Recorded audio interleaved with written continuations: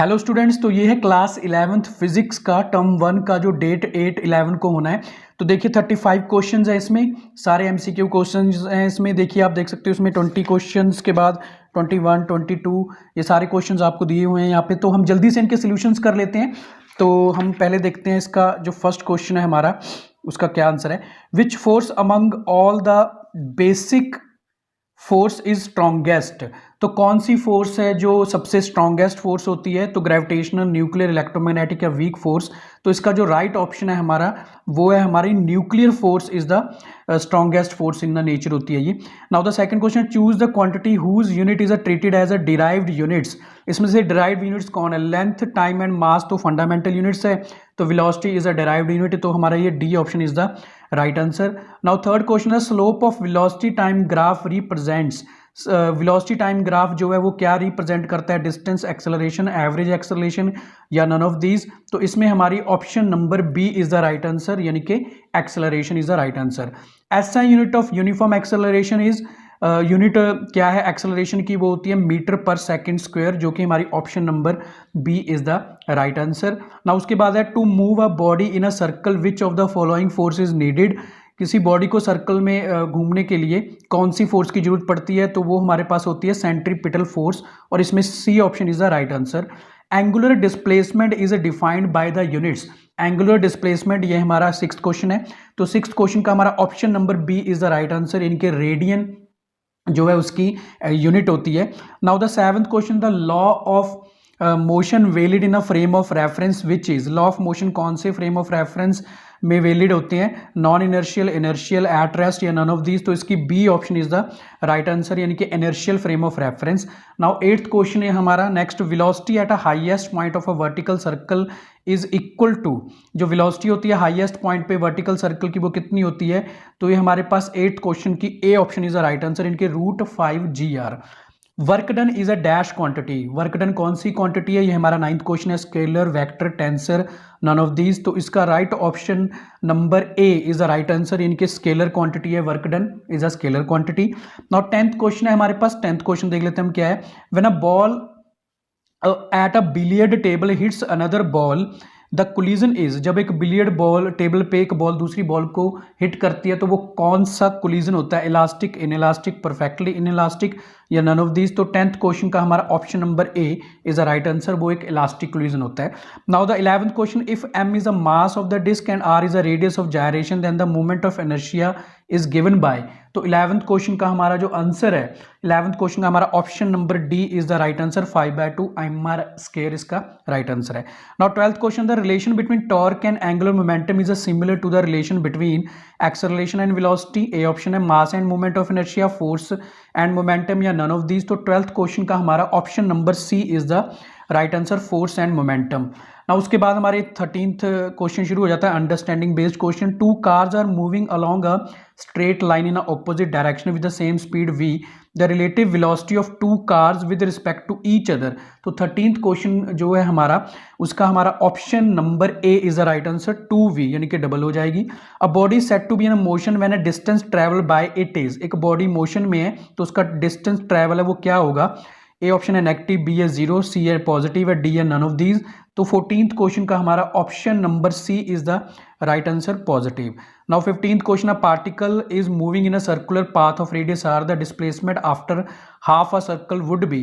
तो 15th question का हमारा जो आंसर है वो आएगा हमारे पास option number B is the right answer आएगा। इसमें πr, तो पूरे का 2πr होता है, तो हाफ सर्कल का होगा πr। Now the 16th question है, if a and b are the two equal vectors acting in opposite direction then the resultant of two vectors is. Zero vector a cross b, unit vector या none of these. तो 16th question का हमारा option number A is a right answer, मतलब कि zero vector.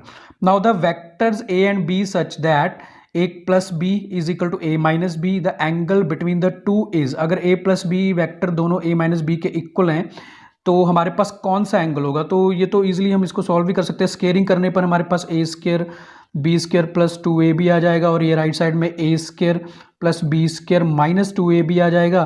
तो a² से a² cancel, b² 2ab plus 2ab is equal to 0 and ये हमारे पास a डॉट बी 0 आ जाएगा। इसका मतलब हमारे पास जो एंगल है वो 17th क्वेश्चन का हमारा B option is right answer, 90 degree के एंगल पे है जो ये 0 होती है। नाउ उसके बाद 18th question, if a vector cross b vector is equal to a dot b vector, तो 18th क्वेश्चन का आंसर हमारा क्या बनेगा, इसमें भी हम यही लेंगे ए क्रॉस बी हमारे पास ए बी साइन थीटा के इक्वल आ जाएगा, जबकि डॉट हमारे पास ए बी कॉस थीटा के इक्वल आ जाएगा। ए बी से ए बी कैंसिल, तो साइन ओवर कॉस हमारे पास टैन थीटा के इक्वल आ जाएगा, और tan theta is equal to 1 जो होता है 45 पे होता है, तो हमारी डी ऑप्शन इसमें राइट हो जाएगी, π/4 is the right answer. Now 19th question है हमारे पास। 19th क्या, when a bus is suddenly take a turn the passenger are thrown outward because, जब बस एकदम से टर्न्स लेती है तो पैसेंजर आउटवर्ड की तरफ गिर पड़ते हैं, inertia of direction, inertia of motion, inertia of rest या एक्सेलरेशन ऑफ मोशन। तो 19th क्वेश्चन का हमारा option number A is the right answer, inertia of direction. Now 20th question हमारे पास, the particle is moving with a constant speed along a straight line path, a force is not required to increase its speed, decrease its momentum, change in direction, keep it moving with the uniform velocity. तो 20th question का जो हमारा answer है वो D option is the right answer. अब इसके बाद हम देख लेते हैं हमारी नेक्स्ट क्वेश्चन नंबर 21 से देख लेते हैं हम। 21 हमारा क्वेश्चन क्या है, if the duration of time is a small then the impact of force will B.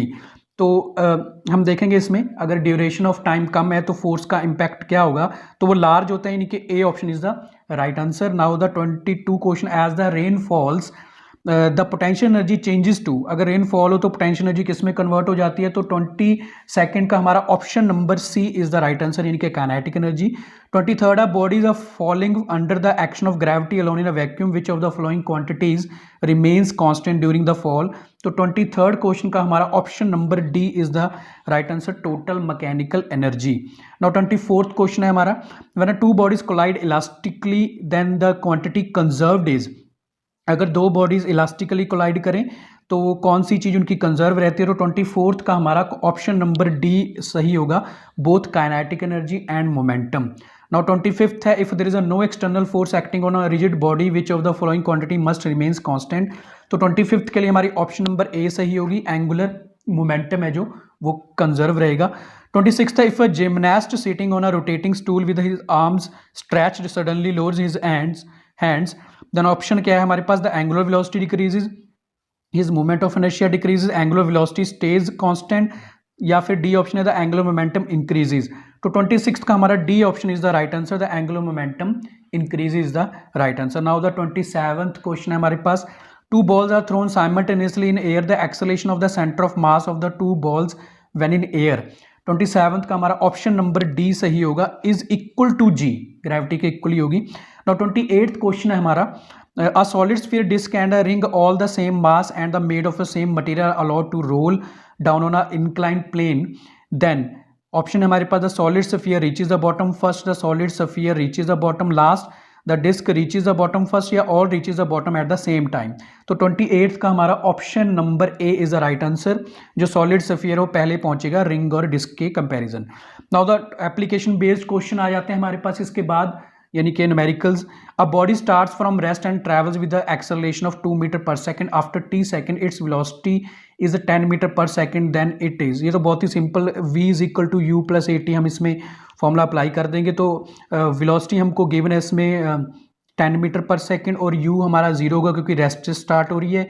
Acceleration है इसमें हम जो है हमको गिवन है 2 मीटर पर सेकंड, टाइम हमने कैलकुलेट करना है, तो 10/2 हमारे पास सिंपली इसका जो आंसर आ जाएगा टाइम वो 5 सेकेंड्स आ जाएगा। 29th का हमारा option number B is the right answer.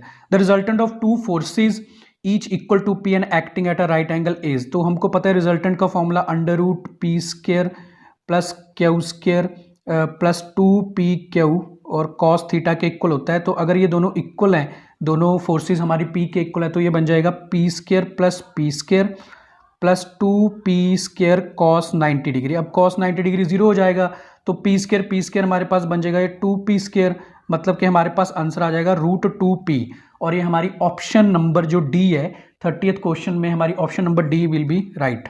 Now उसके बाद हम बात कर लेते हैं क्वेश्चन नंबर 31 के, force required to produce an acceleration of 2 metre per second on a mass of 2 kg, तो फोर्स पता करनी है, फोर्स का फॉर्मूला मास इंटू एक्सेलरेशन है।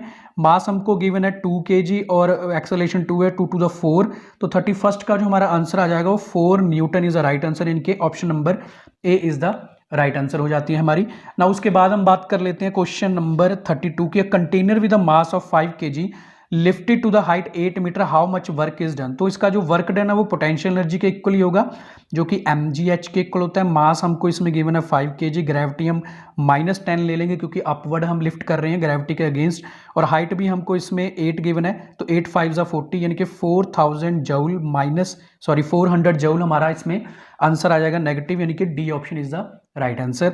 Now a particle of mass m moving with velocity u collide with a stationary particle of mass 2m after collision, the speed of stationary particle will be. तो 33 का जो हमारा option number 33 का हमारा option number A is the right answer. उसकी half हो जाएगी velocity की अगर उसका मास डबल हो जाता है तो।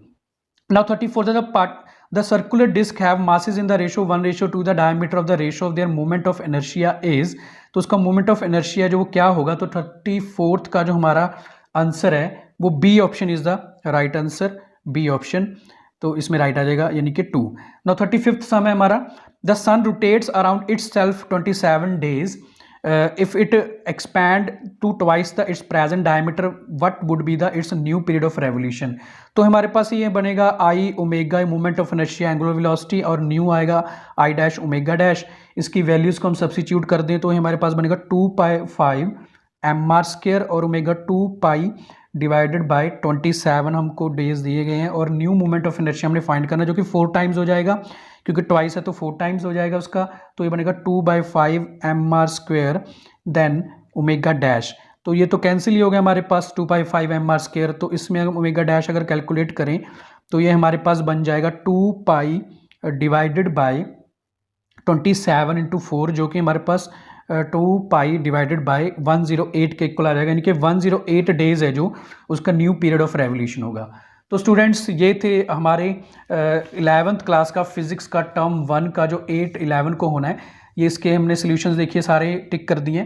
तो आई होप इससे आपको काफ़ी हेल्प होगी स्टूडेंट्स। तो ऐसे ही हम अपने चैनल पे जो है सॉल्यूशंस अपलोड करते रहेंगे, और आप हमारे से चैनल के साथ बने रहिए। हमारे टेलीग्राम के साथ भी आप हमको ज्वाइन कर सकते हो। Okay students, keep studying, all the best, take care, bye.